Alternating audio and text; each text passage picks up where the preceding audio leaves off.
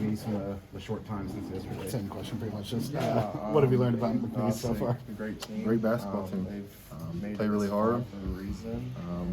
They fought to beat them. How do you guys handle when they break out a 2-3 zone, and that's something they haven't really shown all season? Do you have to prepare for both that in man-to-man, or is that normal anyway? A lot of times they go 2-3 and then they end up switching back to man. Okay. I know you've talked about the experience you guys had from the I tournament mean, last year. a lot of times you just run your man sets, but you know we've also spent a lot of time, especially the past month. A lot of teams have played 2-3 in different zones, so we put a lot of work in that already. How does that kind of change where you get the ball, what you're looking to do when a team does zone up against you? How nice was it playing early in the day? Do you like that? To be honest, not. I mean, it's a different look, but I still get the ball in the middle, and so it's kind of a lot of the same reads. You know, I'm looking for shooters. I'm looking for that little floater there. Trey, a second team in a row that really likes to attack the basket. I guess, how do you balance being aggressive on defense but not trying to get into foul trouble and making sure you stay on the court? Guessing now as you're going into facing them that you're not exactly sure what you're going to see from them. I mean, it's difficult. It's difficult. I mean, that's one of the advantages of attacking the basket is you draw fouls. That's why, you know, obviously Zach was so great at last year, and you know we pounded the paint so much because you know you get fouls that way. But you just gotta play smart. You gotta play help defense, but you gotta play smart. These good rebounding team, they kind of do it by athleticism and explosiveness more than just size. Does that change how you need to approach rebounding? I think it does. Everybody's different, but for me it will be. You know, it's just different. You're boxing out guards that are, like you said, very athletic, and it's much different. Is Texas A&M a good comp for that? Something that kind of help prepare you for it? Yes, Texas A&M is probably the closest team, but even they still had big guys. You know, obviously super explosive, but they still had big guys. I mean, McNeese they're pretty much all guards out there, and so it's a little bit different. What was the energy after getting through the first round and preparing now for McNeese today for the team? It was good. I mean, everybody's upbeat and just excited that we have another game to play. Do you guys allow yourself to think about if you win here, you get to go back to Indiana for the next round? No, I don't think anybody's thinking about that. We probably thought about it maybe before we got out here, but not right now, no. It's all on McNeese. I think just rebounding. In like 15 minutes yesterday, playing a team like McNeese where their guards rebound a lot too. Just how much of that is the focus even tomorrow as well? Yeah, it's very important. You know, they're a very physical team. They're going to try to, you know, outwork us, out-hustle us, but we just got to, you know, do our job, you know, be disciplined, box out, stick to our rules, and, you know, out-rebound them tomorrow. Just quick turnaround and preparing for a whole nother team that you didn't know who you were going to play for sure. Just what has prepared you for that throughout the season? Definitely the Big Ten tournament, and then earlier in the year when we played in San Diego, those two probably helped the most for us because those are, you know, both tournament styles, so I feel like those helped us the most. How long were you able to celebrate the win last night, and how quick did it just kind of turn over to, okay, we got to get ready now? Yeah, probably yesterday we probably celebrated a little bit. You know, we just chilled out, you know, got off our feet, took all of our rest that we could get, and now today we're back locked in. You know, we're ready for tomorrow, and later tonight we're just going to get even more rest, you know, keep our minds prepared and keep our minds ready for tomorrow. Obviously, you played 31 games coming into this, but first tournament game, does it take a minute just to get a few shots up and kind of settle in this single elimination type of atmosphere? It kind of felt like the Big Ten tournament. It kind of felt the same as that, so it wasn't too much of an adjustment for me, you know. So yeah, it was kind of the same as that. I was just trying to go in and just play hard. I don't know. I don't think I missed a couple of my first shots, but I was still like taking those with confidence and stuff like that. So I knew one of them was gonna fall in eventually. Big Ten season's long, regular season's long. Is it a little more freeing to be out here? Is there a little more just joy to be had in these games now that you're literally just this game is all that matters right now? Yeah, I feel like I like this style a lot just because, you know, we haven't played these teams the whole season, so they're not familiar with us and we're not really familiar with them, so that makes it just even more exciting. And I feel like if teams like really don't know like how to play against us, it'll be really tough for them to, you know, figure us out or adjust like midway through the game. another team that really wants to get downhill and kind of get to the basket. And you and Miles and CJ oftentimes kind of get the best perimeter player. Just how important is it for you guys to stay in front of your man and keep penetration from Hackney? Yeah, it's very important. I think it's even more important in this game because they're trying to get to the basket even more. It's High Point. I feel like they're more aggressive. I feel like they're more tough. So we just gotta stand our ground. Do what we've been told to the whole season. Just guard our man. It is. This time? Yeah, it's pretty nice. McNeese smaller team, but still rebounds the ball really well. Does that change the way you guys have to approach the boards at all, just because of the way they get their rebounds? No, I mean not necessarily. I think we talk a lot about trying to stick to what we do and kind of do that to the best of our ability. So I think we still approach it the same way. Obviously, you got to have the same level of intensity, the same level of commitment to crash the boards like we've tried to do in the past few games. But I think overall we approach it pretty similarly. They're a team that bounces in and out of the zone. And how much does the experience that you guys have playing together help adjust to that in real time on the court? Yeah, I think it definitely helps a lot. Obviously, our coaches, they do a great job of getting us prepared for if they're man, if they're zone.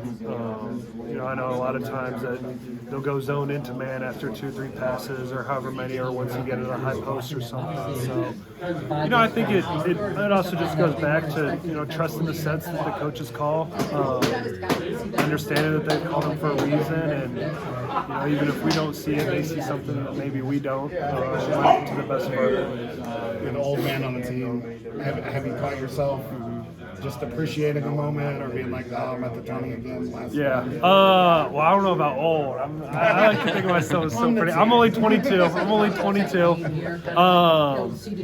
But yeah, I think definitely when it's your last go around, you can take time to appreciate it more. You understand all the highs and the lows associated with it. So I think I've just tried to approach it from an area of thankfulness. A lot of guys, they don't even get to experience this once.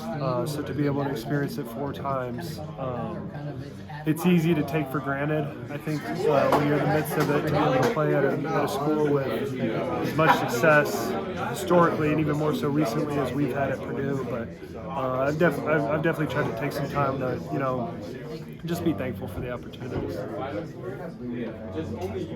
And is there anything different about coming into this tournament than, say, last year, the first year, especially last year, coming off of a loss in Fairleigh Dickinson? Was there any different feeling now that you guys have made it to the very last game last year?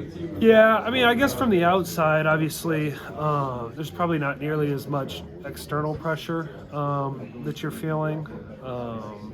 But I think internally, I think we try to approach it the same way. I feel like I've talked a lot about, us understanding who we are and, having confidence in ourselves and trusting what we've done to get to this point. And that was kind of the same way we approached it last year.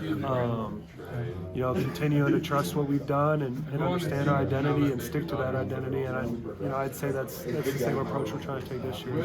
A couple of freshmen in CJ and Gicarri getting their first NCAA tournament experience. As somebody who's been in it 4 years in a row, what kind of advice do you give those guys about how to approach these single elimination and quick turnaround games? Yeah, I would say everything just gets more difficult. With the quick turnaround, obviously that's a little bit more difficult. The scouts are a higher level, both defensively and offensively. So just everything gets more difficult, and so you just got to be more focused and more locked in mentally. I think, being mentally locked in, obviously, we practice and stuff, but we're not necessarily going heavy physical reps, really knocking each other around and getting after it. It's a lot more mental preparation and mental focus to get ready for games. Definitely helps. It would have been tough not having played a team that switches quite a bit than having to play it in March. So I'm glad we've seen it, and now it's just going to be us taking advantage of what they give us and being ready to go. Has there been any difference going into this NCAA tournament compared to last year? No, it's getting ready to go, making sure you're the harder playing team out there and playing a full 40 minutes. The team that guards like McNeese does and they attack the glass, do you guys have to focus on anything different when it comes to winning the rebound battle? Yeah, I think similar to the game at Illinois, similar to last night, Michigan State, it's making sure it's a key emphasis for us because obviously rebounds turn into a lot of possessions and that wins games. So I think if we can have that same emphasis we had last night and get all five guys coming off the bench, everybody focus on rebound, it'll help us out. You haven't had many early NCAA tournament games, so is it kind of nice to have one of the first one and be done with it early in the day? Yeah, you get to watch a lot more, which is cool, and you don't got to wait around all day. You get to knock it out. Fletcher, for the freshmen who are going through this the first time, and Raleigh who didn't get to play, but he was a big part of it, just being kind of a cheerleader on the bench. How does those guys kind of support you in limited roles versus maybe where you were 2 years ago and maybe a lot more nerves being a starter on a team like that? Yeah, I think sport goes a long way. If the energy on the bench is dead, the energy on the court's going to be dead, I think. We go as they go, and same vice versa. So everybody being hooked up also helps. I think the guys coming in yesterday, knowing the scouting report and knowing what's going on, only made the whole team connected, and it just carried us through the full 40 minutes. What did you see from McNeese? You know, they did some uncharacteristic things for them, which at this point you have to do what you think you can win you the game, but clearly they're a talented team or they're not in the round of 32. Yeah, they're a good team. A lot of guys that have transferred down, but there's players everywhere. So knowing our scouting report, knowing who does what, who's good at what, and knowing we got to get them off the glass because they rebound really hard.